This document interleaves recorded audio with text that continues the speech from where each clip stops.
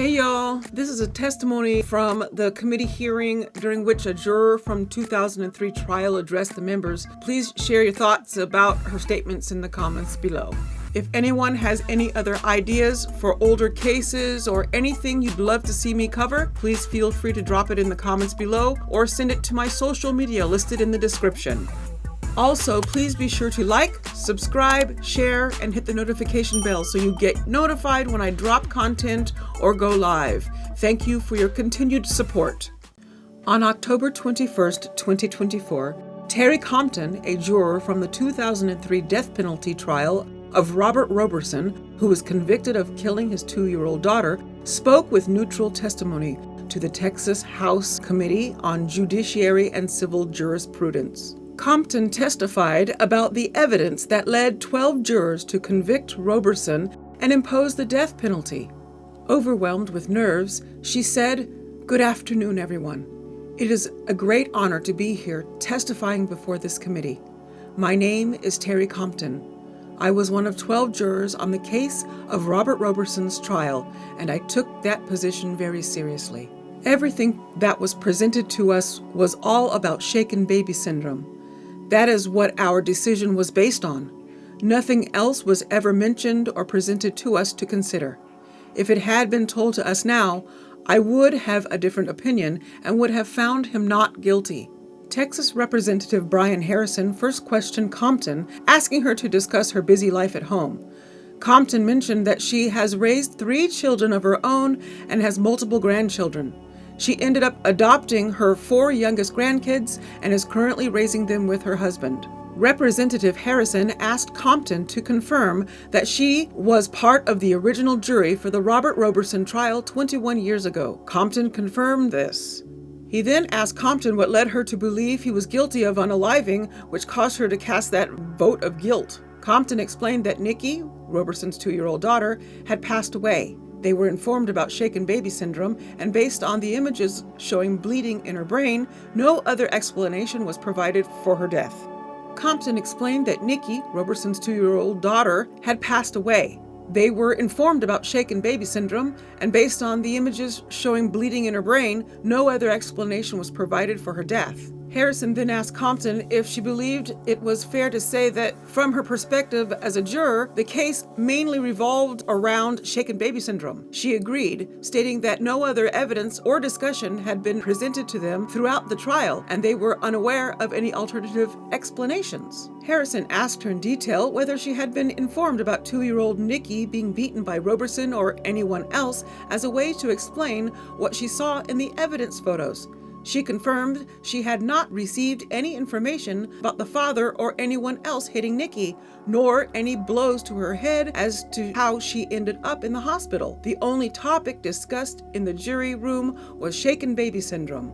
Compton was asked about discussions concerning SA during the trial. She stated that she had not heard any such discussions and that there were no conversations about it in the jury room. However, she acknowledged that they faced graphic allegations. Although they were informed that a nurse had found signs of tearing, this evidence was no longer present by the trial's conclusion. Additionally, the nurse was not even a certified SA nurse examiner, known as SANE, and no charges for SA were brought forward. Compton expressed her belief that Roberson did not SA Nikki or any other child. She noted that the prosecution used a teddy bear or a doll during the trial to illustrate shaken baby syndrome. Compton observed that the prosecution forcefully shook the demonstrative aid several times to convey to the jury what they believed happened to Nikki. However, they did not simulate the object being struck on the head with any object by Roberson or anyone else, nor did they depict it being thrown against anything. Additionally, she pointed out that the defense did not object to any part of this demonstration at any time. Harrison was relieved, she mentioned that, as rumors suggest, the prosecution is currently working to justify the execution by saying that Nikki was beaten several times on the head. However, Compton had just testified that she never heard anything about that, nor did she hear anything about multiple impact sites, which clarifies any misconceptions surrounding the rumors that have been circulating. Compton noted that the only thing observed was a small bruise on Nikki, which may have resulted from her falling out of the bed. She also confirmed that no evidence suggested any serious harm harm had occurred to Nikki's head. Additionally, she did not see any images showing severe bruising on her head. Compton confirmed that there were no discussions regarding damage to other parts of her body, including fractures or neck tissue damage. Compton stated that she had no reason to believe Roberson was violent based on the evidence she recalled from what she heard. She noted that the jury was shown very graphic autopsy photos of the brain where they were told that burst blood vessels were from the shaking. Compton stated that she was unaware of Nikki's extensive medical history during the trial. She said, "I thought she basically had a cold and a high fever. I assumed she was likely quite sick, but nobody seemed to be trying to figure out what was wrong with her." There was limited discussion during the trial regarding Nikki's comprehensive medical background. Compton was unaware of any scans indicating only one minor impact site on Nikki's head, which showed a small amount of bleeding, nor any swelling of the head that would be consistent with a shortfall. Harrison asked Compton if she had been informed about the toxic levels of Finnegan and Finnegan with codeine found in Nikki's bloodstream during the autopsy. Compton confidently replied no. She noted that she is aware these drugs now carry an FDA black box warning and that her pharmacy no longer stocks them, which was not the case at the time of the autopsy. She confirmed that in 2002, she was unaware that these medications, in both tablet and suppository forms, could lead to potentially fatal respiratory depression. Harris asked, "Are you aware that there is evidence suggesting that after Nikki was transferred to the Children's Hospital in Dallas, she was administered epinephrine along with 3 other medications that stimulate blood flow? This caused her pulse to exceed 200, increasing blood circulation in and around the scalp and leading to accumulation in the subdural space. However, this blood was unable to enter the brain. Did you know about that?" "No, sir," Compton replied. "As I mentioned, I believe she had died at Palestine Hospital later that day." Harrison asked Compton if she was aware in 2002 that Roberson was on the autism spectrum. She corrected Harrison, saying that she was not aware of Roberson's autism in 2003, the year of the trial. Compton testified that not knowing about his diagnosis at the time may have influenced her perception of his guilt or innocence. She observed that Roberson, quote, basically sat at the table, didn't look at them, didn't pay much attention, and just stared straight ahead. This behavior, referred to as the flat affect in autism, struck her as odd. However, she noted that she would have found it less unusual if she had known about autism spectrum disorder at the time, as it would have explained his behavior during the trial. Compton's testimony primarily consisted of Harrison expanding on the questions he had already asked her. If you're interested in viewing the entire testimony, I'll include a link in the description. I watched the whole thing and highlighted what I believe are the key points for this video. Harrison summarized Compton's testimony by asking her questions, which I will present as it was shared during the hearing. No other members of the meeting asked any follow-up questions. Question: You were a juror for the entirety of the trial, both guilt and the sentencing phase, correct? Answer: Yes, sir. Question: This was, according to your testimony, a shaken baby case and only a shaken baby case, is that right? Answer: Yes, sir. Question: You never believed and still do not believe that Nikki was beaten by anybody whatsoever. Is that correct or not correct? Answer: Correct. Question: You did, however, hear discussions, very graphic discussions, of SA of Nikki. Answer: Yes.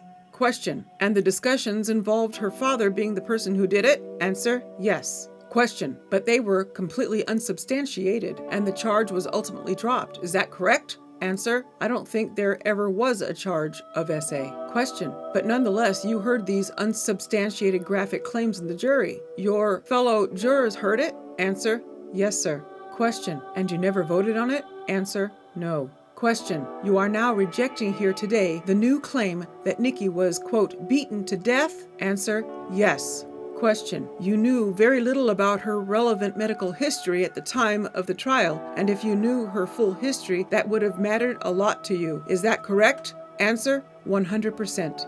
Question: And you're telling me that his defense attorney, for the entirety of the trial, never gave you one single possible or plausible explanation for what could have caused the 3 symptoms that they were telling you was shaken baby syndrome? Is that correct? Answer: Correct.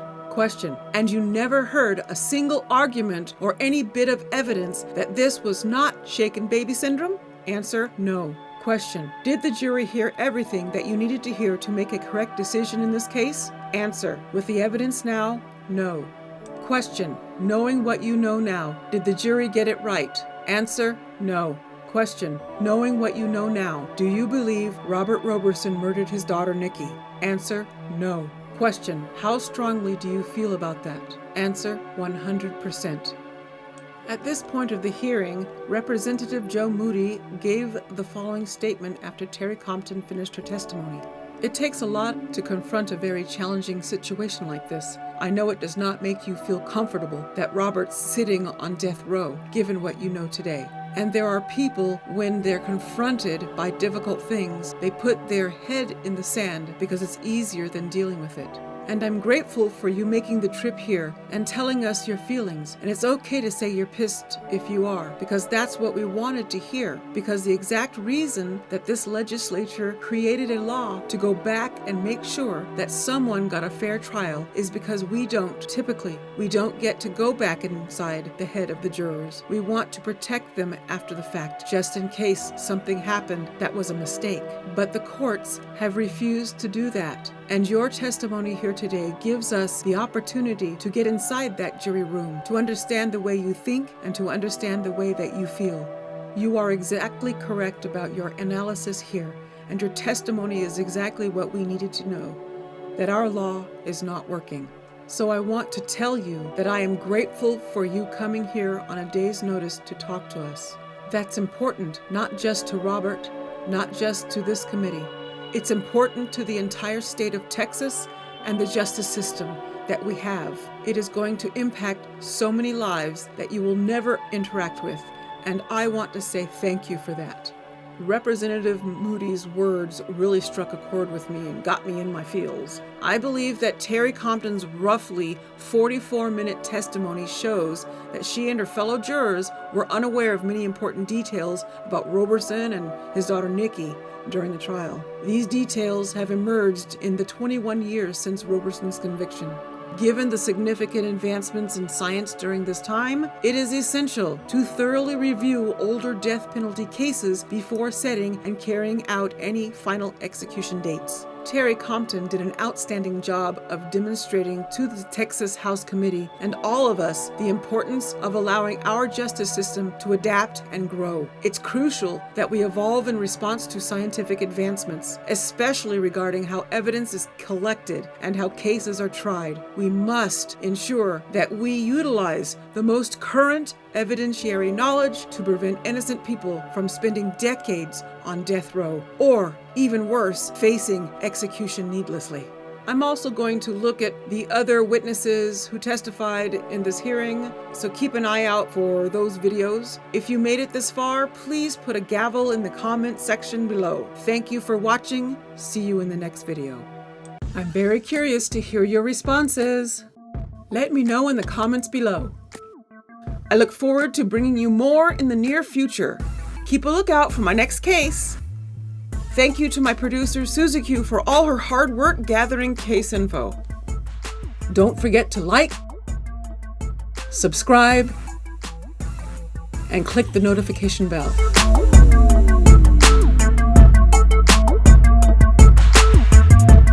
Bye, y'all.